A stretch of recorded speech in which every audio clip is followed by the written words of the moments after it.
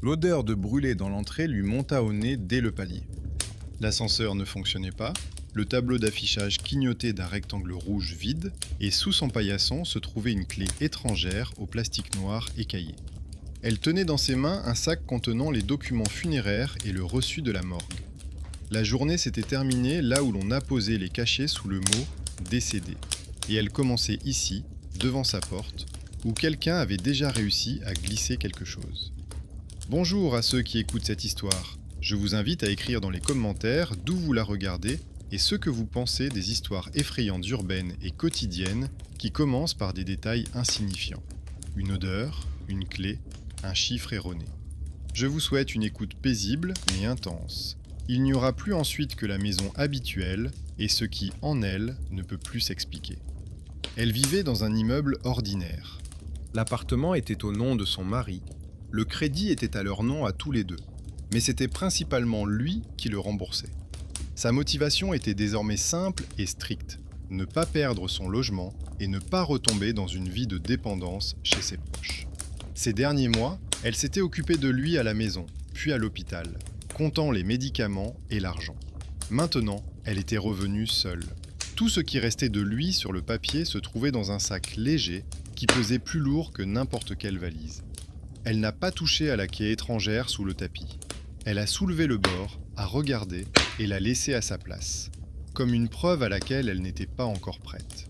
L'appartement était frais. Elle a machinalement vérifié le gaz, les rideaux, la lumière. Elle est allée dans la chambre à coucher à la fin, comme vers un point final, d'où il n'y aurait plus de distraction. Le lit l'accueillit avec un couvre-lit parfaitement lisse. Mais lorsqu'elle s'approcha, elle vit sur l'oreiller une marque fraîche, dense, reconnaissable, que seule une épaule lourde pouvait laisser. Le tissu était chaud sous ses doigts. À côté, sur le drap, se dessinait l'empreinte d'une pomme, large, masculine. Elle se mit à chercher une explication. Elle se convainquit qu'elle avait pu faire le lit elle-même, que la chaleur venait du radiateur et que la marque était ancienne. Mais d'autres détails lui venaient déjà à l'esprit. L'erreur dans le prénom sur l'étiquette à la morgue, la note étrange dans le coin du document, l'écriture précipitée, la conversation de l'employé qui assurait qu'il s'agissait d'un code interne et demandait de ne pas y prêter attention. Tout cela semblait être des détails insignifiants, jusqu'à ce qu'elle s'allonge sur l'oreiller chaud de sa chambre. Le soir, elle a essayé de reprendre le cours normal de sa vie. Elle a allumé la télévision, s'est préparé un simple porridge, s'est assise devant son assiette et n'a rien senti. L'appartement était le même, mais semblait décalé, comme un cadre légèrement de travers. Elle se souvenait de ses habitudes, comment il posait toujours ses chaussures sur le côté, comment il claquait la porte du placard, comment il s'allongeait de son côté du lit, enfonçant le matelas. Ces souvenirs renforçaient étrangement le sentiment que quelqu'un d'invisible continuait à vivre à côté d'elle, empruntant les mêmes chemins. La nuit, elle fut réveillée par une série de bruits familiers. D'abord, le verrou de la porte d'entrée cliqua doucement. Puis la porte fut poussée et des chaussures tombèrent lourdement dans le couloir, exactement comme il le faisait toujours. Le lit sous elle trembla légèrement, et le bord s'affaissa de manière familière, comme si quelqu'un s'était couché prudemment en essayant de ne pas la déranger. Dans l'obscurité, elle ne voyait que la forme, un creux de son côté, un pli sur la couverture, un oreiller enfoncé. L'odeur de son eau de Cologne emplit lentement la pièce, se mêlant à l'odeur habituelle du linge propre. Elle resta immobile, plaquée contre le matelas, moins par terre que par la douleur de la reconnaissance. Au petit matin, elle se réveilla dans un silence complet. L'oreiller de son côté était maintenant plat, mais l'empreinte de sa paume était plus nette sur le drap. Dans la cuisine, sur une chaise, à la place de l'écharpe abandonnée, était suspendu son manteau, qui était hier dans l'armoire. Le manteau sentait la rue, puis comme s'il avait été porté récemment. Sur la table se trouvait le rapport de la morgue, plié différemment de la façon dont elle l'avait laissé. En bas, une nouvelle note griffonnée à la hâte était apparue, avec une heure qui correspondait au bruit du verrou dans la nuit. Le papier et la nuit se rejoignaient en un seul point. La peur commença à se transformer en une sorte d'enquête.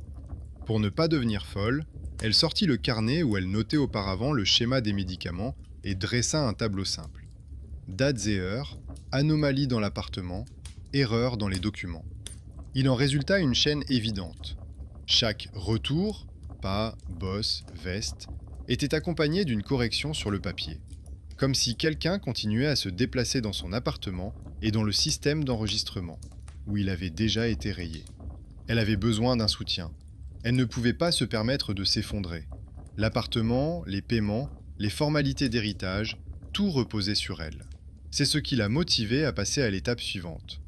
Au lieu d'attendre une nuit de plus, elle a décidé de se rendre là où ses marques avaient été faites, à la morgue, d'où son corps avait été emporté le matin même. Avant de sortir, elle souleva tout de même le tapis et prit la clé étrangère. Elle était étonnamment chaude et s'adaptait parfaitement à sa serrure. Elle la mit dans sa poche, comme une preuve, et ferma la porte derrière elle, laissant à l'intérieur le lit avec ses oreillers bien alignés et le silence qui ne semblait plus vide. À la morgue, elle fut accueillie par la même odeur de chlore, de savon bon marché et de tissu moisi qui lui avait donné le vertige la fois précédente. Elle se tenait près de la fenêtre où l'on délivrait les certificats, le même sac à la main, mais cette fois-ci, elle ne le tenait pas comme un fardeau, mais comme un argument. Les papiers étaient pliés à la règle. Sur la feuille du dessus figurait le cachet familier, une ligne avec son nom de famille, puis son prénom et son patronyme, où se trouvait la lettre qu'elle avait remarquée le jour de l'enregistrement. À l'époque, elle avait haussé les épaules, décidant qu'il était inutile de contester le système. À présent, cette lettre semblait être un coin enfoncé entre celui qui gisait dans le réfrigérateur et celui qui, la nuit dernière, avait soigneusement froissé son oreiller chez lui. Derrière la vitre se trouvait une femme d'âge moyen au visage sec et à la voix posée. Elle parlait d'un ton fatigué, expliquant que les documents étaient correctement remplis, que la correction dans le coin était une simple annotation interne, juste une précision sur l'heure du décès.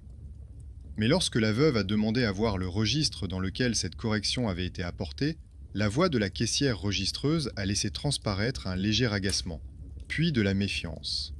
Elle a répété que les proches ne s'intéressaient généralement pas à ce genre de détails et a tenté de passer au visiteur suivant. C'est là que son talent caché est entré en jeu, une persévérance poussée par le souci du détail. La même qui se manifestait auparavant dans les tableaux avec les horaires de prise des médicaments et les cahiers de dépenses. Elle a calmement étalé les documents sur le comptoir, a montré les incohérences. Sur une feuille, 1 heure, sur une autre heure. Le cachet était décalé. La signature semblait avoir été apposée par-dessus une autre. Elle a rappelé la facture pour les services, où était également inscrite 1 heure correspondant au bruit nocturne de la serrure de son appartement. La femme derrière la vitre a d'abord fait signe de la main, puis s'est finalement levée et s'est éloignée en emportant les papiers. Le couloir de la morgue était vide. Un ancien planning des équipes était accroché au mur, avec des lignes déformées. Plusieurs noms avaient été rayés, d'autres ajoutés à côté.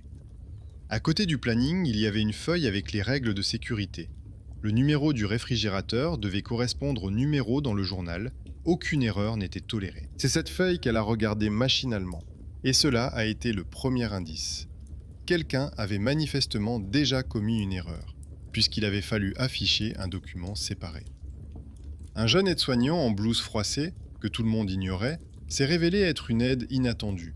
Il a sorti un chariot de la porte, l'a vu les mains vides près du comptoir et lui a demandé si elle attendait une remise ou seulement un certificat. Sa question ne trahissait aucune compassion, seulement l'efficacité habituelle d'une personne qui travaille tous les jours avec les morts et les vivants et qui n'a peur de rien. Elle expliqua brièvement que le corps de son mari avait été emporté la veille et qu'elle voulait maintenant comprendre pourquoi les documents indiquaient une heure différente. L'aide-soignant fronça les sourcils et répondit que, selon le règlement, seul le médecin-chef pouvait apporter des modifications. Mais il jeta un coup d'œil au planning des gardes et ajouta que c'était un autre médecin qui était de garde la nuit dernière et qu'il n'était pas là actuellement. Il l'accompagna tout de même jusqu'à la porte du couloir de service. Au fond, il y avait une armoire métallique sur laquelle les numéros des casiers étaient inscrits au marqueur. L'aide-soignant ouvrit le registre et parcourut les colonnes du regard. Dans la ligne avec le nom de son mari, le numéro était inscrit, mais une fine ligne bleue tracée au bord barrait cette inscription et attirait le regard vers la ligne suivante, qui était libre. Là, d'une autre écriture, était inscrit le même nom, mais avec un patronyme corrigé et un nouveau numéro de casier. L'ancien numéro était vide, et à côté, entre parenthèses, quelqu'un avait ajouté un bref « annulé ». Elle comprit qu'il s'agissait de l'ancienne liaison, d'un acte passé qui revenait la hanter. À l'hôpital, elle avait insisté pour emmener son mari plus tôt et ne pas le laisser là-bas pour des examens complémentaires. Le jeune médecin avait alors longuement insisté sur le fait que cela serait plus pratique pour le système, mais elle avait refusé, craignant des frais supplémentaires et de nouvelles formalités administratives. Elle avait alors gagné un jour, et selon ses calculs, de l'argent. Aujourd'hui, ce jour économisé lui revenait sous la forme de corrections incompréhensibles dans le journal. L'aide-soignant regardait les pages par-dessus son épaule et finit par avouer qu'il y avait eu une panne pendant la nuit. Le réfrigérateur dans lequel son mari devait se trouver était vide le matin, alors que le cachet de fermeture avait été apposé la veille au soir. Le médecin-chef décida de classer l'affaire comme une erreur interne et réécrivit la ligne pour ne pas faire de vagues. Il a décidé que le corps avait été oublié, égaré, et que des questions supplémentaires entraîneraient une enquête. L'aide-soignant parlait d'un ton neutre, sans mysticisme, comme s'il s'agissait d'un simple désordre quotidien. Mais ces mots calmes révélaient l'essentiel. Là où, selon les documents, le cadavre aurait dû se trouver, il n'y avait plus personne depuis la nuit. Ce fut le premier tournant décisif, la confirmation que la disparition n'était pas seulement dans sa tête. Les papiers, les reçus, les signatures étrangères, tout s'alignait avec le grincement nocturne de la porte de la maison. Elle comprit que sa peur n'était pas imaginaire, qu'elle était étayée par la froide comptabilité de la mort. Le choix qu'elle fit ensuite aggrava définitivement la menace. Au lieu d'accepter l'explication d'une erreur et de partir, elle demanda à voir les enregistrements des caméras dans le couloir au moment où le corps devait être transporté dans la chambre froide. La réceptionniste derrière la vitre a tenté de refuser, invoquant les règles internes. Mais l'aide-soignant, qui était désormais clairement sensibilisé à la situation, a déclaré que la caméra fonctionnait de toute façon par intermittence depuis longtemps et qu'on ne voyait presque rien. Finalement, on l'a laissé accéder à l'ordinateur et elle s'est retrouvée à côté de lui, regardant l'écran gris tremblotant. L'enregistrement était étrange. Jusqu'à minuit, des personnes en blouse parcouraient le couloir. Un chariot avec un sac noir, le numéro sur l'étiquette qu'elle connaissait par cœur, apparut à l'écran. Puis l'image trembla et disparut pendant 1 seconde. Lorsqu'elle réapparut, le chariot était déjà vide contre le mur, et la porte du réfrigérateur était ouverte. L'heure dans le coin de l'image avait avancé de quelques minutes, exactement le temps nécessaire pour que, d'après son tableau, la porte de son appartement se ferme et que le lit s'affaisse de son côté. L'aide-soignant a juré doucement entre ses dents. Puis il a compris qu'elle était là et s'est tu, gêné. Il a essayé de rationaliser, disant que les caméras avaient souvent des ratés, que l'électricité avait pu être coupée dans l'entrepôt, que quelqu'un avait éteint l'enregistrement. Mais maintenant, lui aussi semblait inquiet. Ce petit homme, considéré comme un simple technicien, fut le premier à prendre au sérieux ses observations, à voir son tableau, à comparer l'heure sur le reçu et celle affichée dans le coin de l'écran. Grâce à son habileté à manipuler les journaux et les graphiques, il devint le héros méconnu qui fit avancer l'enquête. Elle quitta la morgue non pas avec une réponse, mais avec un nouveau fardeau. Une copie de la ligne du journal avec le numéro barré, l'heure approximative de la panne de la caméra, la phrase de l'aide-soignant sur la cellule vide. À l'arrêt de bus, elle était assise avec ce bout de papier, comme s'il s'agissait d'une lettre étrangère, et pour la première fois, elle a pensé qu'elle pouvait tout mettre sur le compte de la négligence et des coïncidences. Fermer les yeux, vendre l'appartement, partir. Mais alors, elle devrait vivre avec l'idée que quelqu'un continue à venir chez elle, à se coucher à sa place et à laisser sur l'oreiller une chaleur à laquelle elle est plus attachée qu'à n'importe quelle explication. Le soir venu, elle décida de faire ce qu'elle n'avait fait qu'effleurer du regard auparavant. De retour chez elle, elle n'entra pas immédiatement dans la chambre. Elle se rendit plutôt dans la cuisine, sortit d'un tiroir une vieille caméra de surveillance bon marché, achetée autrefois pour la maison de campagne et jamais installée. La caméra était petite, avec un simple fil et un œil clignotant lorsqu'elle était allumée. Elle n'avait pas beaucoup de connaissances techniques, mais le mode d'emploi était clair. Il suffisait de la brancher à la prise et de la placer de manière à ce qu'elle soit orientée vers le lit. Elle savait qu'en faisant cela, elle invitait consciemment la nuit à apparaître dans le cadre. Mais le besoin de voir, et pas seulement de sentir, l'emporta sur la peur. Le soir, elle a longtemps tourné autour du lit, comme autour d'une ligne qu'il ne fallait pas franchir par inadvertance. Le drap était propre, lissé. Les oreillers étaient bien alignés à côté. Elle a posé la caméra sur la commode, en orientant l'objectif de manière à ce que la tête de lit et les deux moitiés du matelas soient dans le cadre. Les fils pendaient de manière inesthétique. Elle les fixa avec du ruban adhésif, vérifia une nouvelle fois que l'appareil enregistrait sans émettre de cliquetis, afin de ne pas perturber le cours habituel de la nuit. La petite LED sur le boîtier était faible, presque invisible. Mais dans l'obscurité totale, son clignotement devint un être vivant à part entière qu'elle détestait déjà. Elle essaya de s'allonger, comme d'habitude, près du bord, laissant la moitié du lit libre. Pendant la nuit, elle se réveilla plusieurs fois parce qu'elle allait machinalement se retourner au centre du lit, comme elle le faisait ces derniers mois lorsqu'elle dormait seule. Elle devait se rappeler que le centre était désormais une zone dangereuse, où, selon elle, quelqu'un revenait. Les tuyaux craquaient dans le couloir, une porte claquait dans l'appartement voisin, une sirène hurlait quelque part, et tout cela formait un bruit de fond à travers lequel elle attendait un seul et unique son, celui des bottes tombant lourdement dans le couloir. Quand cela se produisit, elle comprit immédiatement qu'elle ne s'était pas trompée. D'abord, la serrure cliqua doucement, comme si la clé avait été tournée très prudemment en essayant de ne pas réveiller. Puis, avec un bruit sourd familier, les chaussures se renversèrent, posées sur le côté, comme il le faisait toujours pour que le cuir ne se craquelle pas. Elle se figea, comptant les battements de son cœur et remarquant que la caméra clignotait aussi régulièrement que pendant la journée lorsqu'elle avait vérifié l'enregistrement. Un bruissement à peine audible de vêtements se fit entendre dans le couloir, puis des pas à peine perceptibles dans le couloir, un grincement à la porte de la chambre. Ce n'était même pas un grincement, mais plutôt un souvenir de grincement. Le bois trembla légèrement, la poignée ne cliqua pas complètement.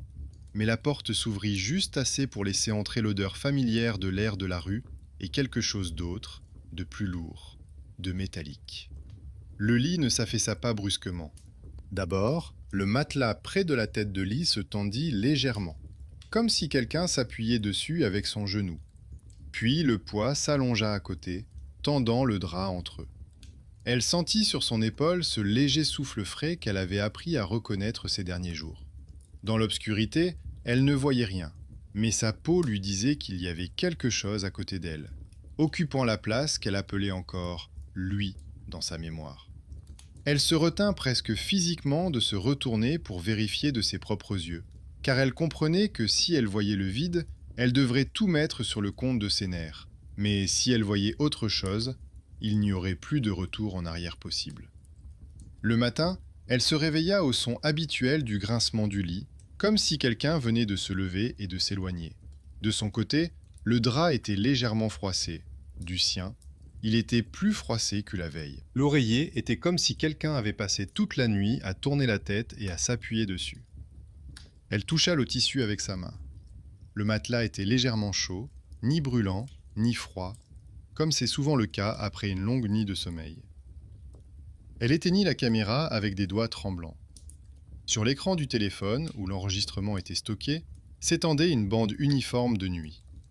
Elle fit défiler les premières heures, où il ne se passait rien, si ce n'est le changement progressif des ombres projetées par le réverbère derrière la fenêtre. Le temps s'écoulait à l'écran, et tout semblait si banal qu'elle eut l'impression, l'espace d'un instant, qu'elle avait simplement imaginé tous ces bruits pendant la nuit. Mais à peu près au moment où elle se souvenait du grincement de la serrure, l'image bougea. Ce bref instant fut le troisième signe dans sa chaîne de détails répétitifs. L'image sembla se contracter pendant une seconde, se déforma, puis se rétablit. Le lit à l'écran avait changé entre les deux images. Sur l'une, le drap était presque lisse, sur l'autre, il présentait déjà cette fameuse bosse de son côté. Personne n'est entré dans la pièce. La porte, qui se trouvait au bord du cadre, est restée au même angle. Le temps dans le coin a avancé de quelques minutes, comme si quelqu'un avait découpé un morceau de la nuit. Mais le microphone intégré a capté autre chose. Une courte inspiration lourde, très proche de l'objectif. Comme si quelqu'un s'était penché vers la caméra, puis s'était éloigné vers le lit. Elle a rembobiné cette partie encore et encore, essayant de trouver un indice rationnel. À chaque fois, elle voyait la même chose. Une pièce vide, un léger bug, puis dans le plan suivant, un poids étranger sur le matelas et un son ressemblant à sa respiration. Cette coupure ressemblait à celle qu'elle et l'aide-soignant avaient vue sur l'enregistrement de la morgue. La même disparition soudaine d'un morceau de temps, la même conséquence silencieuse.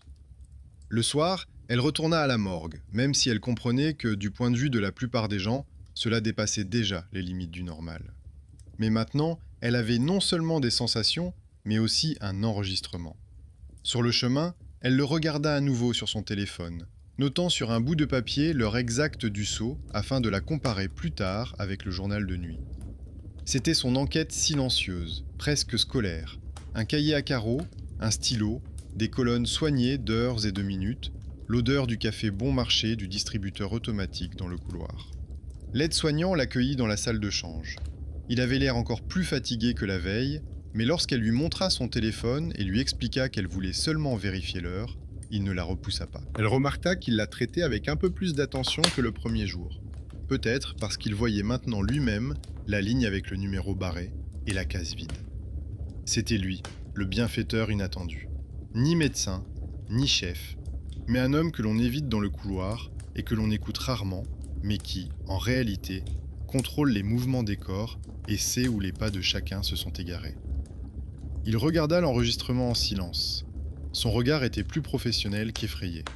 Il arrêta l'image, la grossit, vérifia si l'ombre de la porte n'avait pas bougé, si quelque chose ressemblant à une silhouette n'avait pas clignoté dans le reflet, puis il regarda l'heure sur son téléphone, nota l'heure du saut dans son carnet et dit qu'il allait vérifier le journal des gardes et des pannes techniques. Elle remarqua à quel point il manipulait avec assurance les informations qui ne lui appartenaient pas.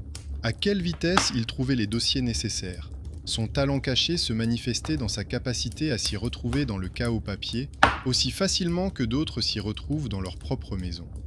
Pendant qu'il était aux archives, elle attendait dans le couloir, regardant le panneau avec les photos des employés. Parmi elles, sur une vieille carte décolorée, elle vit soudain un visage familier. Pas celui de son mari, mais celui d'un homme qu'elle connaissait par les récits d'autres personnes. Il y a 30 ans, ce médecin avait pratiqué l'autopsie de son père, alors encore jeune. Sa mère lui avait raconté que ce pathologiste travaillait souvent la nuit pour aider à accélérer les formalités afin que les proches puissent récupérer les corps sans trop de retard. Elle se souvint d'une phrase oubliée que son mari avait prononcée un jour au dîner. Il avait mentionné qu'à l'époque où il était étudiant, il travaillait à côté de la morgue, aidait à déplacer les civières, et qu'un vieux médecin lui avait alors appris à ne pas s'attacher au lieu. Lorsque l'aide-soignant revint, il avait plusieurs feuilles dans les mains. Il confirma simplement que la panne des caméras dans le journal technique avait été enregistrée exactement au même moment que l'anomalie sur l'enregistrement chez elle. Mais il ajouta autre chose. Dans de vieux documents, il avait trouvé une liste des employés temporaires qui étaient passés par leur service il y a de nombreuses années. Parmi eux figurait le nom de son mari, avec une mention indiquant qu'il avait travaillé de nuit. Ses anciens soupçons vagues sur son passé étaient désormais étayés par des documents. Une autre ligne se dessinait. Le choix passé de son mari revenait comme un boomerang. À une époque, il avait lui-même accepté de participer à un travail où les corps étaient davantage des objets comptables que des êtres humains, où ils étaient déplacés, transférés, parfois mélangés pour la commodité des vivants. À présent, son propre corps se retrouvait pris dans le même piège administratif, ayant disparu de sa cellule, mais pas de l'appartement où il avait vécu pendant de nombreuses années. Et le fait que ce soit précisément cet aide-soignant qui ait trouvé l'enregistrement avec son nom de famille faisait de lui le continuateur involontaire de l'erreur d'un autre, mais avec la volonté de la corriger. Ils ont essayé tous les deux de régler cela de manière rationnelle. L'aide-soignant a proposé de rédiger une note de service sur l'incohérence dans le journal et la panne de la caméra. Mais il a immédiatement prévenu que, dans le meilleur des cas, la direction mettrait tout sur le compte de la technique et, dans le pire des cas, le rendrait responsable. Il nota néanmoins pour elle, sur une feuille séparée, les numéros des casiers, l'heure d'ouverture de la porte du réfrigérateur et une mention indiquant que le compartiment était vide.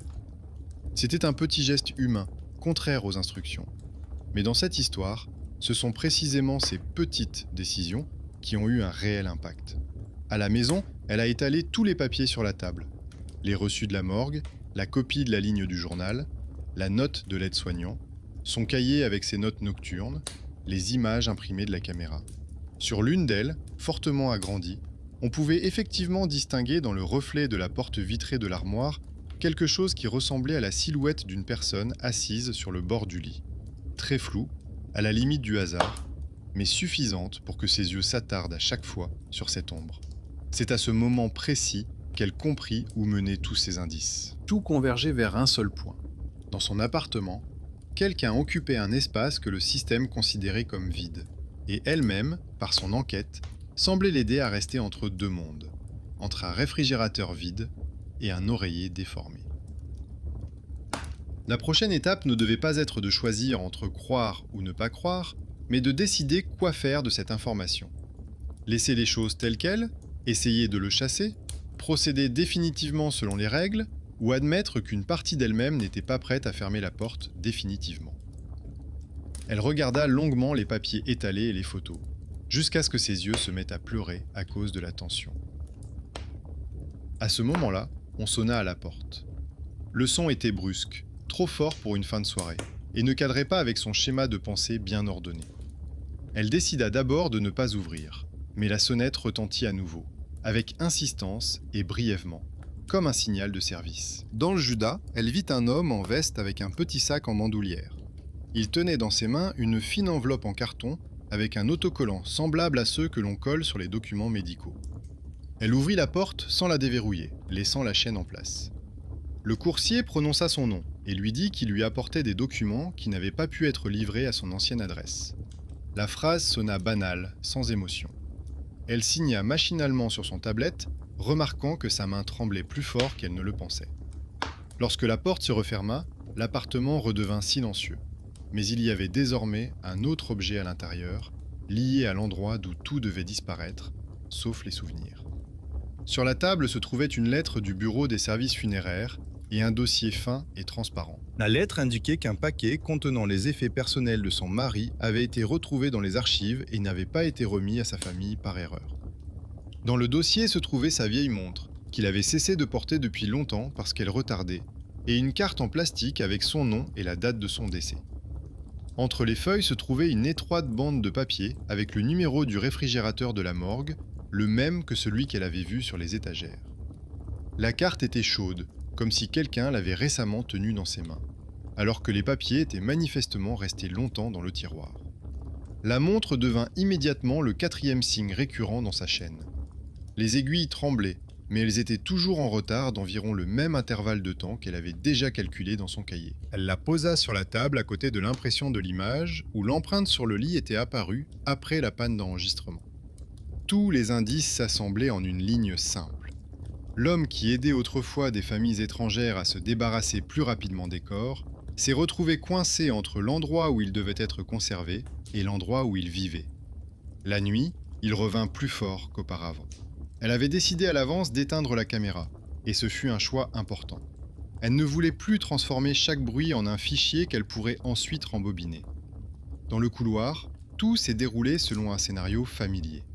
Un léger tour de clé, des chaussures tombant sur le côté, un léger coup de porte contre le mur. Mais maintenant, un nouveau son s'y ajoutait. Un bref cliquetis métallique, comme si quelque chose de dur dans la poche avait heurté le montant de la porte. Elle savait qu'il avait toujours eu l'habitude de garder sa monnaie et ses clés au même endroit. Et sa mémoire lui avait obéissant fourni une image de sa vie passée, où ce son signifiait simplement un retour tardif du travail. Cette fois, le lit s'affaissa immédiatement. Non pas à cause d'une assise prudente, mais à cause de la chute habituelle d'une personne fatiguée qui se laisse tomber sur sa place. Le matelas la tira vers le centre, comme si une corde invisible avait été tendue entre eux. Au niveau de la peau, cela ressemblait beaucoup à la façon dont il se rapprochait auparavant, sans se demander s'il en avait la force, l'envie ou l'humeur. L'odeur n'était plus seulement celle de la rue. Elle mêlait la froideur du métal, la fine traînée de morgue qu'elle avait eu le temps de mémoriser ces derniers jours, et quelque chose qui rappelait vaguement son ancien parfum après la rue et le tabac. Elle était allongée, les yeux ouverts, regardant obstinément dans l'obscurité, et comprenait qu'il était impossible de rester indéfiniment dans cet état. Tout système finit soit par trouver son équilibre, soit par s'effondrer. Soit elle reconnaissait qu'une chose vivait ici avec elle, une chose dont l'existence ne pouvait être officialisée par aucun document, soit elle franchissait le pas et passait de l'autre côté de la ligne dont elle avait pensé pendant la journée, assise à table. Le choix était simple à formuler, mais difficile à mettre en pratique. Accepter la mort jusqu'au bout ou continuer à nourrir le mythe. Le matin arriva comme une punition. L'oreiller de son côté était aplati, comme si quelqu'un était resté allongé sans bouger toute la nuit. Le drap conservait une empreinte distincte de l'épaule et de la pomme. La marque ne s'estompait pas, même lorsqu'elle essayait de lisser le tissu avec sa main. Ce n'était pas un pli accidentel, mais une empreinte nette du poids. Dans le miroir au-dessus de la commode, son propre reflet semblait fatigué et étranger, avec des yeux dans lesquels l'irritation avait remplacé les larmes. Non seulement à cause de ce qui se passait, mais aussi à cause d'elle-même, car elle continuait à laisser la place inoccupée, à attendre les pas, à installer la caméra, à enregistrer l'heure. Dans l'après-midi, elle appela l'aide-soignant. Sa voix trahissait la fatigue que l'on retrouve chez les personnes habituées aux demandes et aux plaintes constantes. Mais lorsqu'elle lui expliqua brièvement qu'elle avait trouvé un sac contenant les effets personnels de son mari et une carte de leur service, il devint plus attentif. Il lui a proposé de passer vers la fin de son service, quand il y aurait moins de regards indiscrets. Cette initiative était un pas vers elle, et elle a compris que c'était lui qui devenait cette personne sous-estimée qui prenait au sérieux son étrange chaîne de papier, d'odeurs et de bosses. Dans une petite pièce séparée, qui sentait le café et le détergent, elle étala sur la table tout ce qu'elle avait. La carte avec le nom, la bande de papier avec le numéro, la copie du journal qu'il lui avait donné à recopier la veille, et la photo de sa montre. L'aide-soignant l'écouta jusqu'au bout, sans sourciller. Puis, il dit que selon les règles, il n'avait pas le droit de corriger quoi que ce soit a posteriori, mais qu'il pouvait noter que le corps avait bien été remis à la famille et que son parcours ne serait plus suivi. Formellement, cela signifiait que le système ne le rechercherait plus parmi les cellules et ne le garderait pas dans la liste des personnes disparues. Selon lui, ces mentions aident parfois à masquer d'étranges divergences afin d'éviter ensuite de rechercher les coupables. Il sortit un grand registre et effaça soigneusement la ligne où figurait le nom de son mari. À côté, il ajouta d'une petite écriture soignée que le corps avait été remis et les documents remplis. Pour le système, c'était terminé. Pour elle, ce n'était qu'une partie du travail. Mais déjà, pendant cette simple action, elle se sentait mieux. Elle comprit soudain que, d'une certaine manière, elle avait attendu toute sa vie que quelqu'un d'autre, un autre adulte, vienne lui dire « ça suffit, tout est fini ici ». Mais à part elle-même, personne ne prononcerait sérieusement cette phrase. Avant de partir, l'aide-soignant lui a demandé de retirer de la chambre, au moins pour le moment, tous les objets liés aux funérailles. Le costume noir qu'elle n'avait toujours pas rangé au fond de l'armoire, la pile de brochures commémoratives, la boîte contenant ses documents médicaux. Son conseil était simple et pratique, mais il avait vu juste. C'était là son talent caché. Considérer la chaîne d'étranges coïncidences comme un ensemble d'éléments concrets que l'on peut déplacer, réécrire, mettre dans une autre boîte. Ni psychiatre, ni prêtre, mais un homme habitué à l'aspect très matériel de la mort.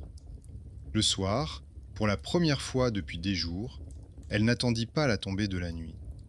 Elle ouvrit les fenêtres à l'avance, aéra l'appartement jusqu'à ce qu'il fasse légèrement frais, rangea dans une grande boîte tout ce qui lui rappelait les funérailles, y ajouta un sac contenant ses effets personnels provenant de la morgue. Sa montre, sa carte, le bout de papier avec son numéro. Elle a posé la boîte près de la porte pour l'emmener le lendemain au garage, où étaient entreposées les vieilles affaires qu'il n'avait pas touchées depuis longtemps. C'était un geste conscient de sa part, qui rompait avec son habitude de garder près d'elle tout ce qui avait trait au passé, même si cela l'empêchait de respirer. C'était bizarre d'être allongée dans le lit. Elle s'est d'abord assise de son côté, en lissant doucement l'oreiller. À un moment donné, elle eut l'impression que le tissu résistait, mais cette sensation disparut rapidement. Elle prononça mentalement ce qu'elle voulait dire à voix haute, sans mots ni intonation, simplement comme une liste intérieure. Merci pour toutes ces années, pour les habitudes, pour cette place à mes côtés, pour être revenue comme tu as pu, même après la fin. Mais maintenant, c'est fini. Elle doit continuer à vivre sans celui qui sort du réfrigérateur par erreur. Ce n'est ni une prière, ni une invocation à l'au-delà. Juste les pensées sincères d'une personne qui a trop longtemps eu peur d'admettre une chose simple. La nuit, les bruits sont quand même revenus. La serrure a de nouveau cliqué, si doucement, comme si quelqu'un avait l'habitude d'entrer dans la maison sans réveiller personne. Les chaussures sont tombées sur le côté dans un bruit à peine audible. Mais les pas dans le couloir étaient différents. Ils n'étaient plus assurés comme avant, mais lents, comme si la personne écoutait ce qui avait changé. La porte de la chambre a légèrement tremblé, mais ne s'est pas ouverte complètement. Le lit ne s'affaissa presque pas, seuls les ressorts près de la tête de lit tremblèrent une seconde, comme si quelqu'un s'était appuyé dessus, s'était assis et s'était immédiatement relevé. Elle sentit une légère poussée dans le dos, presque comme un geste d'adieu, celui avec lequel il la poussait vers le centre quand elle avait froid. Au lieu de la sensation habituelle du poids d'un autre à côté d'elle, c'est le silence qui l'envahit. Pas le vide, mais précisément le silence, dans lequel il n'y a ni mots, ni pas, ni bruissement de vêtements. Seul le faible bruit de la ville nocturne par la fenêtre entr'ouverte. Elle resta allongée, à écouter, jusqu'à ce qu'elle comprenne que, pour la première fois depuis tout ce temps, elle n'avait pas l'impression d'être observée dans l'appartement. Il y avait des souvenirs, des photos et des affaires dans une boîte, mais il n'y avait plus cette attente tendue qui lui serrait la poitrine chaque nuit. Le matin, l'oreiller de son côté était presque parfaitement plat. Le drap ne montrait aucune trace distincte. Seulement, en passant très lentement la main, on pouvait sentir une légère chaleur résiduelle à l'endroit où restait habituellement l'empreinte de l'épaule d'un autre. Ce n'était pas inquiétant, mais plutôt triste et calme. Comme la trace d'une personne qui était assise à côté et qui s'était levée parce qu'il était temps de partir. Elle s'approcha des chaussures dans le couloir non plus avec horreur, mais avec une sorte de sentiment obstiné de maîtresse de maison qui doit mettre de l'ordre. Elle les posa soigneusement sur l'étagère, essuya la poussière autour, rangea les papiers superflus sur la table. Elle rangea la caméra de la commode dans un tiroir et le ferma, décidant de ne plus vérifier chaque nuit. S'assurer que tout était terminé était désormais plus important pour elle que de recevoir un nouveau fichier perturbateur. Quelques jours plus tard, elle s'est surprise à rentrer chez elle sans s'attendre à des changements étranges. La serrure ne cliquait que lorsqu'elle a la clé dans les mains. Le lit l'accueillait avec son matelas plat. Parfois, lors de soirées particulièrement calmes, il lui semblait entendre une respiration lourde à la frontière entre le sommeil et l'éveil, mais cette sensation disparaissait rapidement. Elle avait appris à ne pas l'attribuer au retour du défunt, mais à la mémoire de son propre corps, qui avait longtemps partagé l'espace avec une autre personne. Le plus étrange était que personne d'autre qu'elle n'avait remarqué la disparition du corps de la cébule. Pour la morgue, l'histoire s'était terminée par une brève note dans le journal et une coche indiquant que toutes les lignes correspondaient désormais. Pour l'aide-soignant, il s'agissait d'une petite infraction au règlement, grâce à laquelle une famille n'allait plus passer des années à courir d'un bureau à l'autre. Pour elle, il s'agissait d'un départ progressif de l'appartement où la mort était d'abord revenue pour de bon, puis avait finalement accepté de partir. La justice ici ne consistait pas à ce que quelqu'un réponde de la défaillance ou soit puni. Elle a pris la forme d'un homme habitué toute sa vie à rentrer chez lui à heure fixe, qui a eu la possibilité de partir définitivement lorsque sa femme a cessé de lui laisser une place libre. Le lit a cessé d'être la frontière entre deux mondes et est redevenu un simple meuble sur lequel on peut dormir sans écouter chaque souffle. Parfois, la nuit, en se tournant d'un côté et de l'autre, elle évitait encore soigneusement sa moitié. Mais ce n'était plus par peur, mais par habitude. Et le matin, en lissant le drap, elle ne vérifiait plus s'il y avait des marques sur l'oreiller. Il lui suffisait de savoir que s'il restait encore quelque part une trace de sa présence, il ne vivait plus dans le matelas, ni dans le réfrigérateur.